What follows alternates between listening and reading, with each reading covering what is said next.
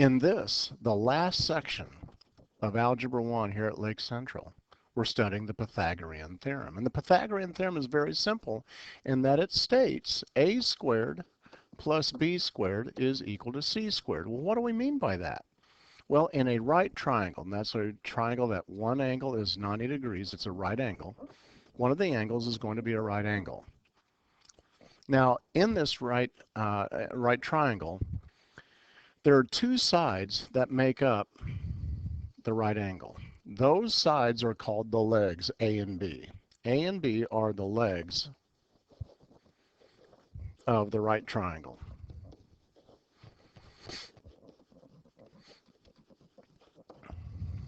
They're the sides that make up the right angle.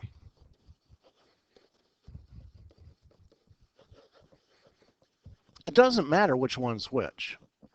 A and B or B and A, doesn't matter. Side A, side B, it doesn't matter which side is A, which side is B.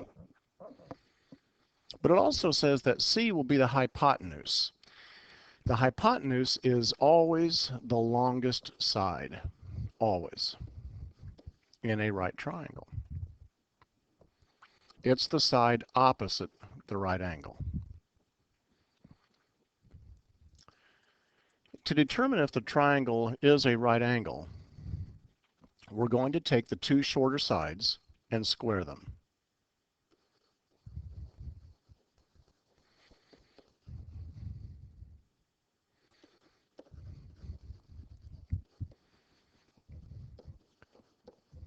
That would be the a squared plus the b squared. We're going to add them together. If it's equal to the longest side squared,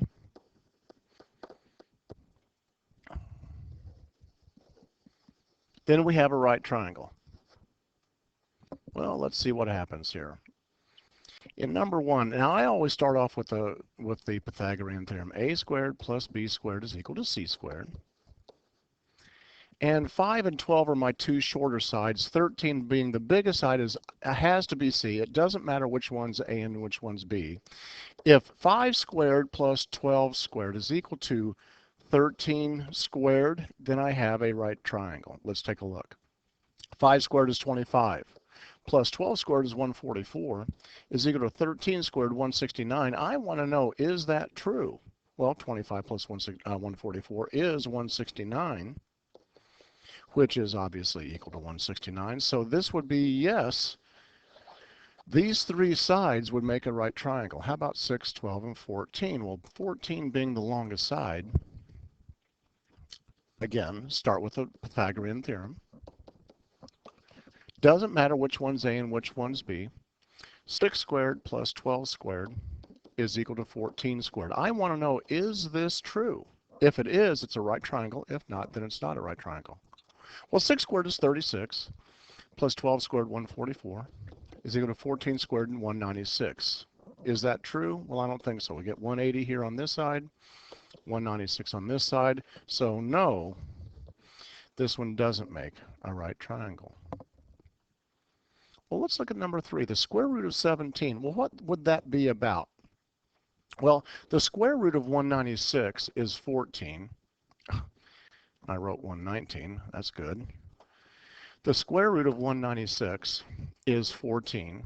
And the square root of 225 is 15. So wouldn't the square root of 217 fit somewhere in between there? So it's somewhere between 14 and 15, isn't it? Well, that would make 19 the longest side here. This number right here is between 14 and 15. So I'm, again, start with your formula. A squared plus b squared is equal to c squared. Now, our side here is radical 217. Now, what do I need to do with that? I need to square it. Plus b squared, 12 squared, is equal to 19 squared. Now, all we need to do here is just do the math and see if we get the one side equal to the other side. Now, the square root of 217 squared. Now, if you remember that squaring a square root cancels each other out, so we're left with 217 here. Plus 12 squared is 144 is equal to, well, 19 squared is what? 361. Well, what's 217 plus 144? Yeah, it's 361. So these three sides would make a right triangle. Let's go to page 2. Now what we were doing on page 1 was finding out if three sides did make up a right triangle. Here we're finding the missing side of a right triangle. So I want to know what side C would be if A is equal to 3 and B is equal to 4. In other words, here's your right triangle. I want to know what C is when A, one side is 3 and the other side is 4. Well, we're going to start off with our formula, A squared plus B squared is equal to C squared. It tells us we're looking for C.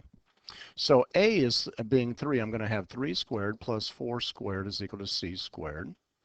9 plus 16 is equal to C squared. I'm going to flip this over because I like my variable that I'm looking for on the left side. So C squared is equal to 25. So what would C be equal to? 5 is correct. So this side would be 5. And in fact, this combination of numbers, when you have three whole numbers that make up a right triangle, this is called a Pythagorean triple. It's three numbers that make up a right triangle, three whole numbers that make up a right triangle. You will see, for any of you who have relatives that work in the trades like carpentry, some sort of building, bricklaying, things like that, ask them about the 3, 4, 5 triangle and see what they tell you.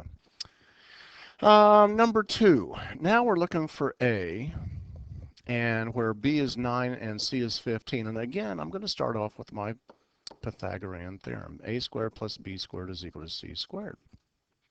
Well, I'm looking for A, so I'm going to have A squared plus B is 9, so I'm going to have 9 squared is equal to C, 15 squared. Let's just do the math here. We have A squared plus 81 is equal to 225. I subtract 81 from both sides, and that'll give me A squared. Remember, A squared is equal to what? 144. Well, to find A, I need to take the square root of both sides, and A is equal to 12. So 12 would go here. So 9, 12, and 15 would be another what? That's right, another Pythagorean triple. So we move on to 3. Here I'm looking for C. So again, A squared plus B squared is equal to C squared. I'm going to have 14 squared plus 48 squared is equal to C squared. Well, let's start doing the math here.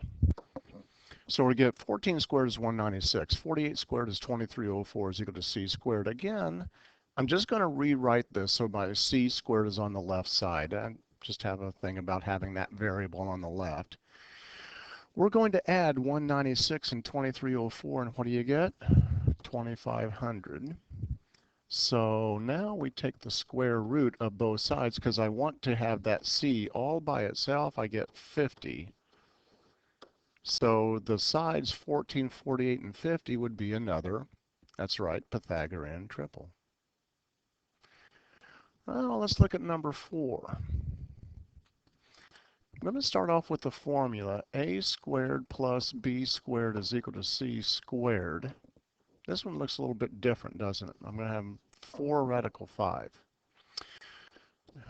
So A is going to be 4, so I'm going to have 4 squared plus B is what we're looking for. So B squared is equal to, now what I have here is I'm going to need C squared. Now C needs to be squared, which means all of C needs to be squared. So this needs to be 4 radical 5 in parentheses. I need to square everything here, because there's going to be a difference between taking 4 radical 5 squared and then the parentheses 4 radical 5 squared.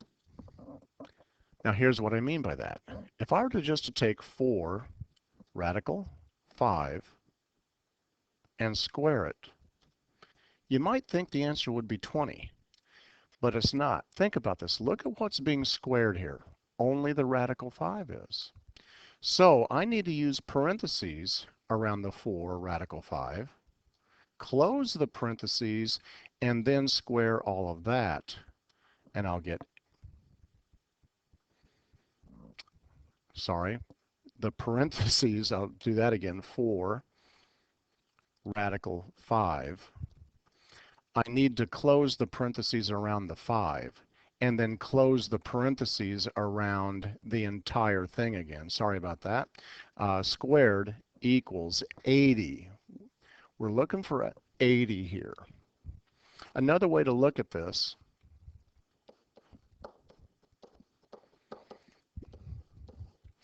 let's take 4 radical 5 times 4 radical 5. Well, 4 times 4 is 16. Radical 5 times radical 5 is 5. 16 times 5 is 80. So we're looking for 80 here. All right, so how are we going to solve this equation? Well, I've got 16 plus b squared is equal to 80. I need to subtract 16 from both sides. B squared is equal to 64. Take the square root of both sides, and I get b is equal to 8.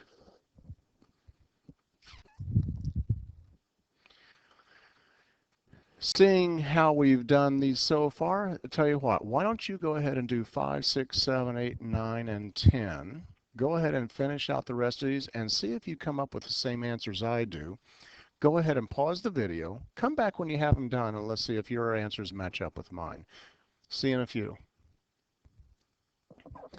But before you get too far, let me point out in number 8 there is a misprint. Make that a 50, not 500.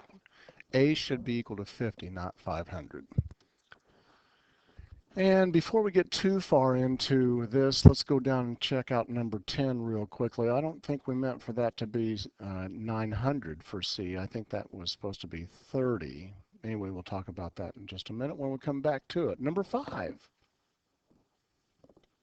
Again, I'm always going to start with the formula. A squared plus b squared is equal to c squared. And here's the reason why I do that is because all I have to do is plug in the numbers that I know.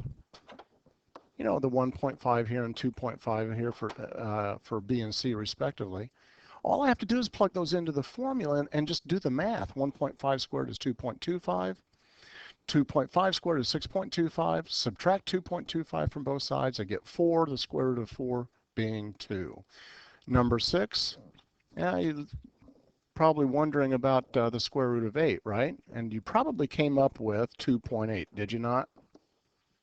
Because you wanted to take the square root of 8. Well, what if we asked you to simplify the radical, though? You would have to write the 2 radical 2. In number 7, radical 20 is a. B is equal to 4. So what's C equal to? Well, it'll be equal to 6, because when you take the square root of 20 and square it, you get 20.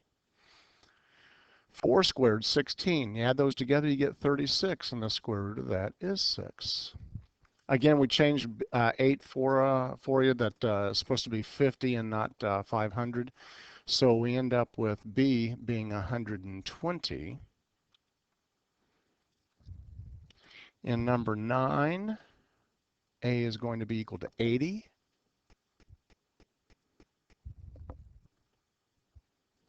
And number 10, I'm going to have to talk to the writer of this particular worksheet and see what was happening here. But even with 900, didn't work out very well. So we're not going to use 900. We're going to use 30 instead and get 30 squared is 900. Subtracting the 441 from both sides. Let's just leave it at the radical 459 and just leave it at that. Good luck on your assignment. Hope this made sense. If not, we can talk about it in class, and I will see you next time.